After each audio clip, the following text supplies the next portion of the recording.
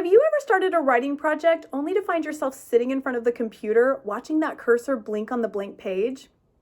Have you ever been assigned an essay and you've said all that you've got to say, but you still haven't met that minimum word count? Do you have loads of ideas, but you just don't know how to organize them? Yeah, I've been there. No matter who you are or how experienced of a writer you are, no one is immune to writing pings. Don't believe me? Go ahead and check out the first video of this lecture series in which I discuss that very subject and explain Anne Lamont's essay on writing shitty first drafts. And if you need help getting into the right headspace to start writing, then be sure to check out the second video in this series in which I discuss writing from an emotional and a psychological standpoint. But if you just want some tips and suggestions on how to make writing an easier and more enjoyable process for you, then keep watching. Hey guys, I am Dr. Whitney Kosters, professor of English. I am entering my 19th year as a college instructor, teaching composition and literature. So I've heard a few complaints about the writing process and know a few solutions that have helped my students in the past, and I'm going to share them with you right now. Let's just avoid that blank page and blinking cursor altogether by keeping and taking notes. Some people have a designated notebook for this, but I just prefer to use the Notes app in my iPhone because I generally have my phone on me at all times. This makes it really easy and convenient to drop down the ideas and thoughts that are randomly popping up in my head throughout the day. It's really, really important that when you get an idea to write it down because you don't want to forget it. Don't have any ideas just yet? That's okay. Let's say you're working on an assignment. Write down the prompt. Write down what is required and expected of you. Are you being asked to argue, analyze, or research? Do you get to pick your own topic? If so, write down some topics that interest you and why. If you are assigned a topic, then write down what you do and don't know about that topic, or ask some questions about it. It could be as easy as why, who, where, or what. And if this isn't totally unfamiliar territory for you, then write down what you already know and what you want to know more of. Want something a little more concrete? Start with your notes from class. Type them up into a document and highlight the things that are useful for your project and start from there. When I was an undergrad, I frequently transformed the most important components of my notes into what eventually became a polished draft. Just be sure that if you use these notes in your assignment, that you properly cite everything to avoid plagiarism. You can do the same with any annotations that you've made in your assigned readings. If you are a student and you're not annotating your text, then you should start right now. Keep in mind that notes don't have to be all erudite and analytic. They could be something as simple as writing, wow, like I didn't see that coming, or what the heck is going on here? Why am I so confused? Or this is a really boring and uninteresting part of the text. Annotations are starting points to get you to start investigating something that struck you in a text. The hardest part of getting started really is getting started. Once you have something, anything on the paper, then you've started and you've just made things exponentially better for yourself because now you've got something to work with. You've got direction. Remember, you can revise something that's terrible, but you can't revise nothing. One of the greatest tips I can give you is to stop overanalyzing and overthinking. It is such a time sucker and it leads to more negativity than productivity. So consider generating ideas or tackling that writer's block with free writing. Free writing is a totally unstructured activity that allows you to throw out the rules of writing so that you can just easily and simply write down what comes to mind when it comes to mind. For 5 to 10 minutes, try to write about your project, but don't get discouraged or stop if your ideas aren't focused or relevant to your project. It doesn't matter. Just keep writing to see where it takes you. Don't rethink it, don't cross anything out or edit it. You may find yourself writing, I don't know what to do. I don't know what to say about this project or this topic. And if that's what you end up with, that's totally fine. It's actually not a total loss because it forces you to ask yourself why you don't know what to say, which can lead to, I don't know anything about this topic, which can lead you to figuring out avenues to learn more about it. In other words, free writing can generate ideas because it can show you why or how you're stuck at times. And you can't find solutions until you recognize the problem. Free writing can also be a cathartic experience in that it helps quiet your brain down because it helps you release all that superfluous or unnecessary extra stuff that's just floating around in your brain and distracting you. With that gone, you can really focus your attention on your writing project. But most importantly, free writing helps you generate and find the good ideas that will be useful to your project. So after you free write for 5 to 10 minutes, look through what you've written and highlight the best parts of it, which hopefully can find its way into your project. But sometimes you'll find that while the free writing led to some good ideas, they're too broad or not clear enough to include into your writing project. If that's the case, you might want to try looping. This is when you identify a good or strong point that you've written in your free writing or elsewhere, and you use that point as a new starting point for free writing. With each new free write, you should find that your thoughts about the topic get more specific and focused so that by the time that you've looped it 3, 4, 5 times, you've got a strong idea that is worth researching, discussing, and developing in your writing. Now, once you have ideas, a couple of problems can arise. Sometimes writers are unsure how to develop them or just get overwhelmed by having too much information. One of the best ways to develop and manage your ideas is through clustering. This is a way of visually arranging ideas so that you can tell at a glance where ideas belong, and it's a great starting point to figuring out if you'll have enough evidence or support for your main points. So I've created my own example of a cluster, as you can see, and my subject is the use of animals in circuses, and my topic or argument is that animals should not be used in circuses. Now, I have to have supporting points for why I'm arguing this. In other words, what will each of the body paragraphs in my essay be saying about each of these points? As you can see in the green bubbles, I have 4 main supporting points. Circuses are cruel. Animals develop anxiety and depression as circus animals.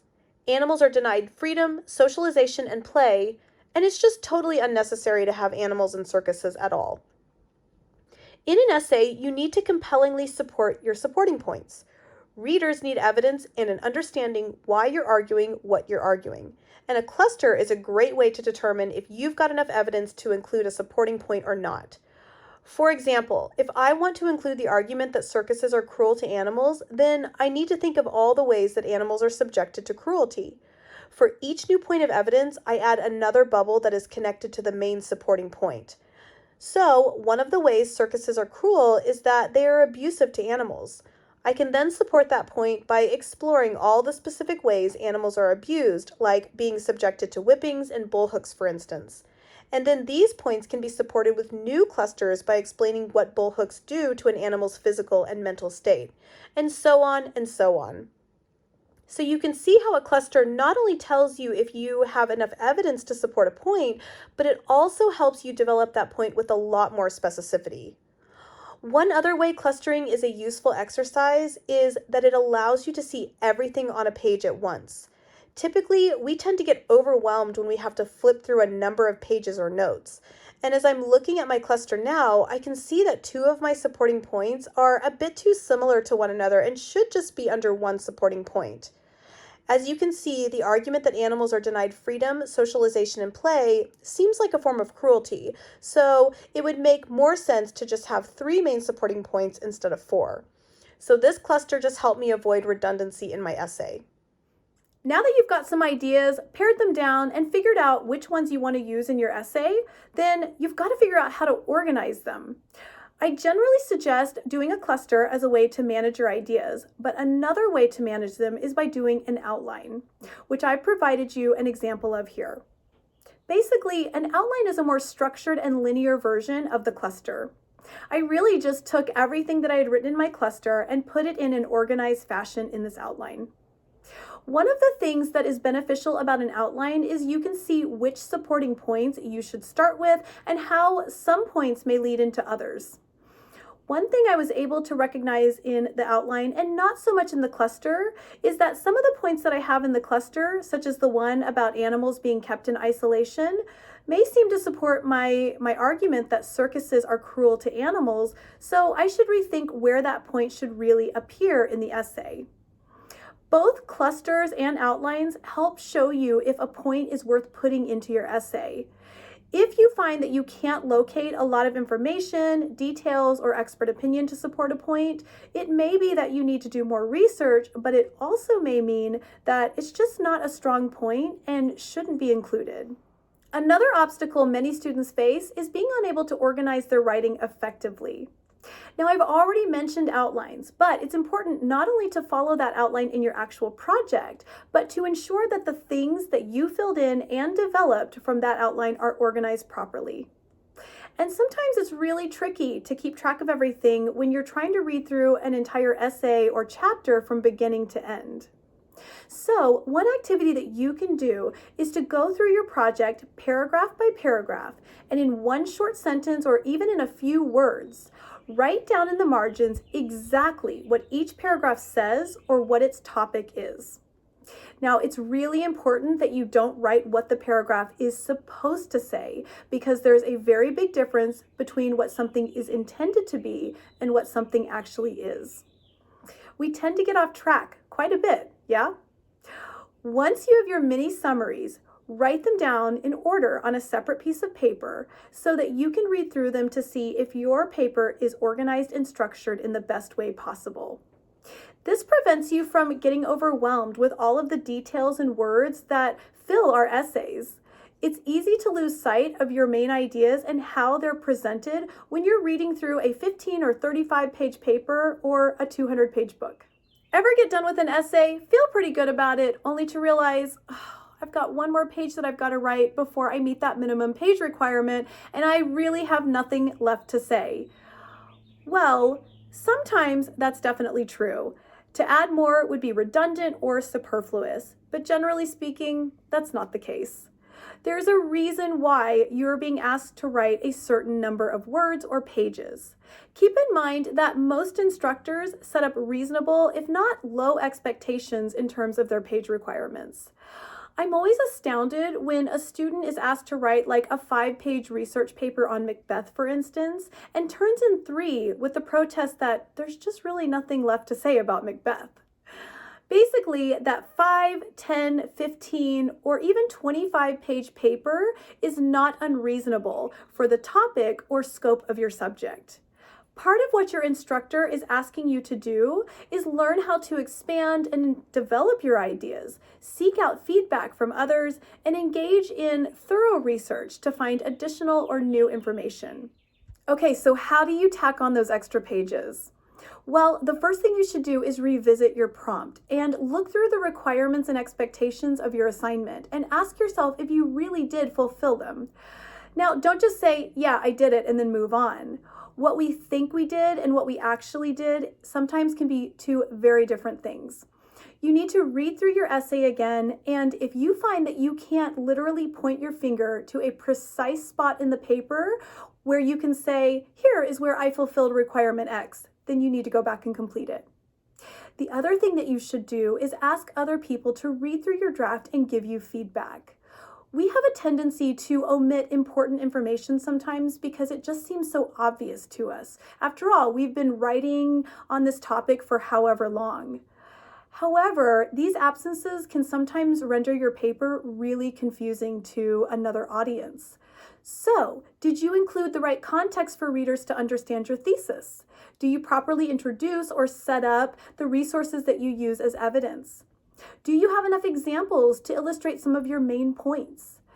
Getting feedback from somebody else, or ideally a lot of people, can show you what's missing and then call attention to what still needs to be included. I hope you found these tools useful in your own creative or scholarly endeavors.